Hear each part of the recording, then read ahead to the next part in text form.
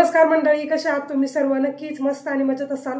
तर आजच्या ब्लॉगची सुरुवात मी दुपारी 2 वाजल्यापासून करते, कारण की सकाळी ना खूप जास्त बिझी होतं. राम सोबत आम्ही दोघं पण आजारी होतो, त्यामुळे काम ना खूप काही म्हणजे ट्रॅकवरतीच येणं झाले. ब्लाऊजचं पण तसंच पेंडिंग आहे. आज पण सकाळपासून काहीच ब्लाऊज झाला नाही, कारण की मलाच थोडीशी कणकण आणि जे काय थ्रोट इन्फेक्शन आहे ते पण झाले. मेडिसिन वगैरे घेतल्यात, आता पाहूयात क्युअर वाटलं तर व्हिडिओ होईल, अदरवाईज मग हा व्हिडिओ सुद्धा तसाच राहील. Let's see. आता मी निघाले आवरून हळदी कुंकवासाठी, आणि दुपारचे 2 वाजले. तिथून 15 मिनिटं लागतात चालत जायला, आणि रामला कडेवरती घेऊन चालावं लागतं, कारण की पायी चालतच नाही राम, आणि तसं पण ऊन आहे, त्यामुळे थोडंसं कडेवरती घेऊनच चालावं लागेल. होतं काय ना, एवढं लांब जाण्याचं काही कारण आहे. म्हणजे सुरुवातीला जेव्हा आम्ही तिथे राहत होतो ना, तर तिथे खूप साऱ्या ओळखी होत्या, त्यामुळे तिकडून इन्व्हिटेशन येतात, तिकडे सुद्धा जावं लागतं. त्यानंतर इथले हळदी कुंकू, असा बराच काही ताळमेळच होईना, आणि रुटीनसुद्धा काही ताळेवरती आहे ना, त्यामुळे व्हिडिओसुद्धा काही आपले कंटिन्यू येत नाही.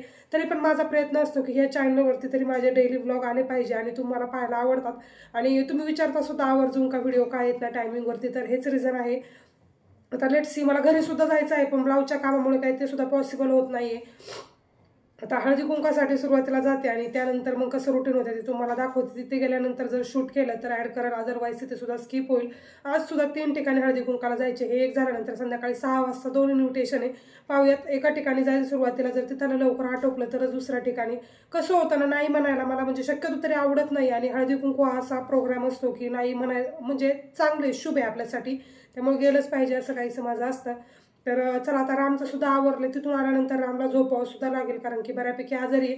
हे जे कंटेनर दिसते ना, तर काल मी मामीकडे गेले होते ना, तिथे एक ताई आल्या होत्या, म्हणजे मामीच्या फ्रेंडच होत्या. त्यांनी सुद्धा सोबत आणलं होतं हळदी कुंकवासाठी, तर त्यांच्याकडूनच मला भेटले, आणि खूप क्यूट आहे ॲक्च्युली, खूप सुंदर आहे. म्हणजे जरी मेकअपचं काही ठेवायचं असेल ना, छोट्या छोट्या गोष्टी ते ठेवायला सुद्धा खूप छान आहे, आणि स्पेशियस आहे, मोठं अशापैकी. प्लॅस्टिकचं आहे पण छान आहे, कलर वगैरे खूप अट्रॅक्टिव्ह आहे. काहीतरी ठेवेल मी छान वस्तू अशी. आता रात्री घेऊन आले होते, त्यामुळे इथे ठेवलंय. तर आता 20 तारखेपासून ना मला एक बॅच स्टार्ट करायची होती, म्हणजे माझी 5वी बॅच. पण झालंय असं की आजारपण आणि जे काय ब्लाऊजचं काम आहे, वर्कलोड तो कम्प्लीटच नाही. आणि ज्या कोणत्या 3 जणींचं एनरोलमेंट झालं होतं त्यांचं मी सुरुवातीला सांगितलं की पुढच्या नेक्स्ट मंथमध्येच घेऊयात, कारण की रामचा बड्डे सुद्धा जवळ येतो. आता जास्त काय असं मोठं सेलिब्रेशन नाही, पण छोटं असलं तरी पण तयारी 2 दिवस आधीच करावी लागते, असा काहीसा सीन आहे. त्यामुळे क्लास सुद्धा हा महिना थांबवलाय. माहीत नाही, जसं नवीन वर्ष येत चालेल ना तसं वर्कलोड वाढलाय. त्यानंतर जास्तीचं काम एकटीला करायचं म्हणलं ना, मग कधी कधी खूप जास्त दगदग होते.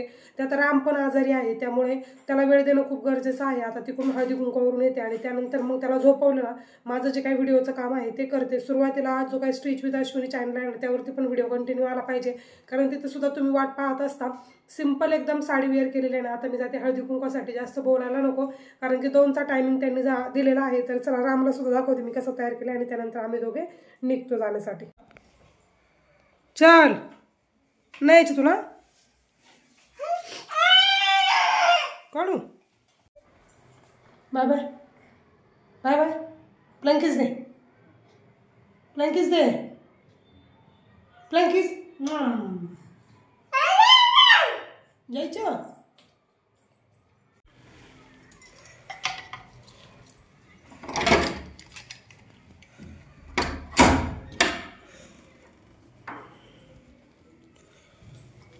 चल, जायचं ना. तर चला, फायनली जिथे हळदी कुंकू होतं तिथे आम्ही येऊन पोहोचलो. आणि जेव्हा पण मला असं बाहेर जायचं असतं ना, त्यावेळेस मी रामला खाऊ पिऊ घालूनच घेऊन जाते, म्हणजे तिथे गेल्यावरती काही प्रॉब्लेम नको. काय होतं ना, रामच्या एज ग्रुपची जी मुलं आहेत ना, ते बाहेरचं काही खातात, पण राम शक्यतो तरी गोड पदार्थ काही असला ना तरच खातो, अदरवाईज मग कुठे काही खात नाही. आणि अजून भाजी चपाती एवढं व्यवस्थित त्याला खायला जमतच नाही. कधी बटाट्याची भाजीच फक्त मी त्याला देते, नाहीतर भाकरी चपाती असं काहीतरी खातो. त्यामुळे ना घरूनच त्याला खाऊन पिऊन नेलं ना थोडं सोपं जातं. आज तर त्याला मी झोपवलं सुद्धा नव्हतं. मला असं वाटलेलं की थोडासा त्रास देईल, आणि त्याने सेम तसंच केलं. तिथे गेल्यानंतर जे काही त्यांनी डेकोरेशन केलं होतं त्याला सारखा हात लावायचा आणि ते बाजूला करण्याचा प्रयत्न करायचा. पण ना, राम लहान आहे त्यामुळे सर्वच प्रेम करतात, आणि त्याला असं थोडंसं बाहेर घेऊन गेलं ना मग त्याचा मूड फ्रेश होतो. अदरवाईज मग घरीसुद्धा सारखा त्रास देतो. त्यांनी एक थीम ठेवली होती खूप छान. हे ज्या साड्या तुम्हाला दिसतात ना, येलो कलर आणि रेड कलरचं कॉम्बिनेशन, तर मागच्या वेळेस जेव्हा गणेशोत्सव होता ना त्यावेळेस त्यांनी सर्वांनी एकत्रित घेतलेलं, त्यामुळे सर्वांचं त्यांनी तेच वेअर करण्यासाठी सांगितलं होतं. आणि सिरियसली इतकं छान वाटत होतं ना कार्यक्रम, एकदम युनिटी असल्यासारखं, असं एकदम परफेक्ट असा कार्यक्रम झाला। त्यानंतर मग डेकोरेशन वगैरे, रांगोळी सर्वच खूप सुंदर काढलेलं होतं त्यांनी आणि तयारी पण बऱ्यापैकी छान केली होती। तर त्यांचं हे नवीनच घर होतं, त्यामुळे त्यांनी हळदी कुंकवाचा कार्यक्रमसुद्धा खूप छानरित्या जे काय आहे ते ऑर्गनाईज केला होता।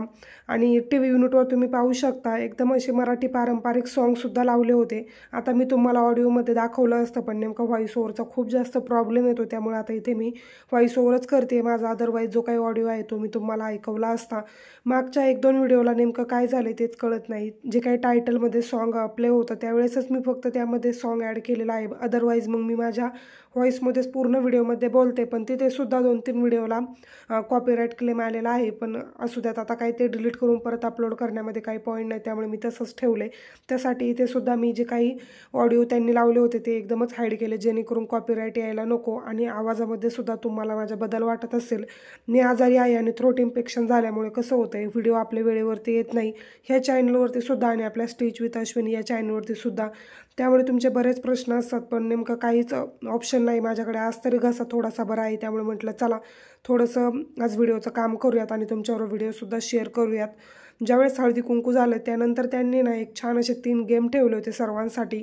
सुरुवातीला तर सर्वांचंच नाही चाललं होतं, पण एकदा खेळायला बसल्यावरती 2-2.5 तास कसे गेले तेच कळलं नाही। आणि इतकं छान वाटतं ना, लहान मुलं तर नेहमीच खेळतात, बागडतात, पण असं मोठ्यांनी वेळ देऊन कुठेतरी असे खेळ खेळणं खूप जास्त छान वाटतं। फक्त नवरात्री आणि गणेशोत्सवालाच आपण असे काहीतरी खेळ घेतो, त्यामध्ये पण सर्वजण पार्टिसिपेट होत नाही, पण असं हळदी कुंकवानिमित्त काहीतरी वेगळा गेम त्यांनी ठेवला आणि खूपच सर्वांनी एन्जॉय केलं। सुरुवातीचे हे जे चीट तुम्हाला दिसतं ना, त्यावर त्यांनी मकर संक्रांत असा जो काही वर्ड आहे ना तो 1 मिनिटामध्ये कंप्लीट करायचा होता। आणि त्यामध्ये पण ट्विस्ट होते, काही लेटर जे आहेत ते गायब होते। म्हणजेच थोडक्यात आपण जसं व्हॉट्सअपला मेसेज टाईप करतो, आता समजा मकर करायचं असेल तर MKR केलं तरी चालेल, तसंच त्यांनी गेम ठेवला होता। आणि सुरुवातीच्या वेळेस ना काही लक्षात आलं नाही, पण नंतर जसं पुढे सर्वांकडे येत गेलं तसं लक्षात आलं। त्यानंतर मग असे 3 राऊंड त्यांनी ठेवले होते। पुढचे गेमसुद्धा व्हिडिओमध्ये तुम्हाला पाहायला भेटेल। तुमच्याकडे करतात का हळदी कुंकू आणि बोरनान, ते सुद्धा मला कमेंट करून नक्की सांगा। बऱ्याच ठिकाणी मी पाहिलं बोरनानचे कार्यक्रम आणि हळदी कुंकवाचे कार्यक्रम मोस्टली ना इकडे सिटीमध्येच केले जातात, गावाकडे शक्यतो तर एवढं कोणी करताना मी पाहिलेलं नाही। बोरनान वगैरे करतात, पण काय होतं ना सर्वांनाच याची आयडिया नसते, मग कोणाचं तरी पाहून किंवा स्टेटस वगैरे पाहून आपण अपडेट करू शकतो, किंवा यूट्यूबला सुद्धा बरेच व्हिडिओ आहे। अजूनसुद्धा तुम्ही जर हळदी कुंकवाचे कार्यक्रम वगैरे तुम्ही केले नसतील, आता 4 तारखेपर्यंत रथसप्तमी आहे, त्याआधी तुम्ही बोरनान व हळदी कुंकू करू शकता। तर असे काहीतरी खेळ तुम्ही महिलांसाठी ठेवू शकता, त्यासुद्धा एन्जॉय करतील। आणि चला रोजचं जे काही काम आहे भांडी धुणी, यापेक्षा काहीतरी वेगळं केलं ना, रोजच्या रुटीनमधून एक दिवस वेगळा जातो आणि छान वाटतं, प्रसन्न वाटतं। इथे बायकांचं ना काम चाललं होतं खेळ खेळण्याचं, आणि मुलांचं सारखं मध्ये डिस्टर्ब करणं चाललं होतं। आता प्रत्येकाचीच लहान मुलं आहेत, त्यामुळे मुलांची खेळतसुद्धा होती, अधूनमधून पळतसुद्धा होती आणि छान वाटत होतं एकदम। कार्यक्रम तर एकदमच छान झाला। 2-2.5 तास गेले कार्यक्रमामध्ये, आणि जसे खेळ आवरले तसं त्यांनी मग हळदी कुंकू लावून वाण दिले। जे काही कुंकवाचे करंडे असतात ना, तर त्यांनी ते दिले होते, त्यांचं फर्स्टच हळदी कुंकू होतं इथे। आणि इकडे येण्याचं मुख्य कारण म्हणजे तर सुरुवातीचे काही दिवस जे आहेत आम्ही म्हणजे चंदननगरवरून इकडे राहायला आलेलो, त्यावेळेस इकडेच राहत होतो आणि त्यानंतर मग इकडे शिफ्ट झालो। आता इकडे येऊन जानेवारीमध्ये सुद्धा आम्हाला 1 वर्ष झालं, पण छान मैत्री होती, त्यामुळे कसं होतं बोलावल्यानंतर आपल्याला जावंच लागतं। 1-2 वेळा मी गेले तिकडे सुद्धा, आणि अधूनमधून सुद्धा जाणं होतं। कधी लहान मुलांचं भेटणं होतं, खेळणं होतं। आणि रामला काय होतं, इकडे लहान मुलं कोणी खेळण्यासाठी असं नसतंच, जेव्हा कोणी ब्लाऊजच्या निमित्ताने घरी येतात त्यावेळेस त्याला खेळायला भेटतं, पण रोज असं कोणी येईल आणि त्यांच्यासोबत लहान मुलं असतील असं सुद्धा क्वचितच होतं। तर चला, हळदी कुंकवाचा कार्यक्रम तर साईड बाय साईड चालूच आहे, त्यासोबत तुमच्या काही प्रश्नांची उत्तरे मी तुम्हाला देते। तुमचा सतत प्रश्न असतो की तुमचे ब्लाऊज एकदमच परफेक्ट बसतात का?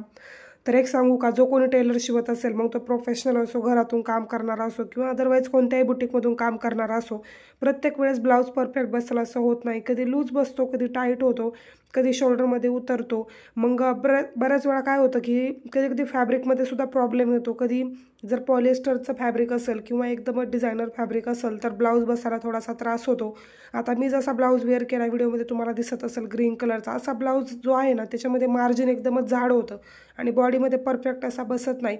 असं बऱ्याच वेळा ब्लाऊजमध्ये होतं। मग पॉलिएस्टर वगैरे असेल तर मशीनवरून ब्लाऊज सरकतो सुद्धा, असं सुद्धा होतं। तर मी सांगेल की माझे ब्लाऊज एकदमच परफेक्ट बसतात असं मी म्हणणार नाही, कधी कधी एखाद्या कस्टमरच्या ब्लाऊजला काहीतरी प्रॉब्लेम येतोच, अदरवाईज मग बाकीच्या कस्टमरचे ब्लाऊज छान बसतात आणि तसा फीडबॅकसुद्धा येतो.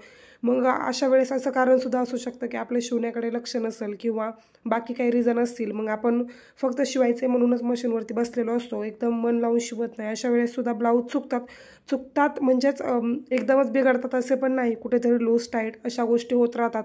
अजून जरी तुम्ही शिवणकाम करत असाल आणि थोडंफार तुमचे ब्लाऊज बिघडत असतील तर शिवत जा. मी सांगेल रोज रोज शिवून तुमची इतकी प्रॅक्टिस होईल ना, नंतर तुम्ही एकदमच परफेक्ट होऊन जाताल. एखादा ब्लाऊज फसेल, कारण की आपण सुद्धा ह्युमन बिंग आहोत, चुका आपल्याकडून सुद्धा होतात. तशीच काहीशी गोष्ट आहे. तुम्ही रोज शिवण्याचा रियाज करा, प्रॅक्टिस करा, नक्कीच तुम्हाला परफेक्ट असे ब्लाऊज जमतील. आता झाले असं की 9 वर्ष झाले मी शिवते, पण अधूनमधून जे आहे कॉलेजमुळे म्हणा किंवा बाकीच्या गोष्टींमुळे म्हणा, तिथे माझा गॅप पडलेला. त्यामुळे बऱ्याच वेळा काय झालं, प्रॅक्टिससुद्धा विसरली. तर असं सुद्धा होऊ शकतं. तुम्ही रोज रोज शिवले ना, एकदम परफेक्ट होऊन जाताल आणि कुठे काय प्रॉब्लेम येतात हे सुद्धा तुमच्या लक्षात येईल. आणि मग दुसऱ्या ब्लाऊजच्या वेळेस तुम्ही ते प्रॉब्लेम जे आहेत ते जर सॉल्व्ह केले ना, ब्लाऊज एकदमच परफेक्ट बसेल. तर पहिला गेम तर झाला मकर संक्रांतीचं नाव जोडण्याचा. त्यानंतर नेक्स्ट जो हे होता खेळ होता तो होता काडीपेटीमध्ये ज्या काड्या होत्या त्या स्पूनने अशा उचलून टाकायच्या होत्या. आणि त्यानंतर तिसरा खेळ तर एकदमच मजेशीर होता. सर्वांच्या चेहऱ्यावरील तुम्ही स्माईल बघू शकता. सर्वच जण खूप जास्त एन्जॉय करत होते. जेव्हा गेम स्टार्ट झाला त्यावेळेस सगळे नको नको करत होते, पण एकदा स्टार्ट झाल्यानंतर सर्व इतके रमून गेले की वेळ कसा गेला तेच कळलं नाही. हे जे ग्लास होते ना आणि हातातलं जे हँडल दिसतंय ना त्याने पकडून साईडला ठेवायचे होते आणि डोळ्यांवरती ना असा रुमाल बांधलेला होता. आत्ता ज्या खेळतायत ना त्या फायनल विनर झाल्या होत्या आणि त्यांना गिफ्टसुद्धा त्यांनी ठेवलं होतं, जे कोणती विनर होती त्यांच्यासाठी.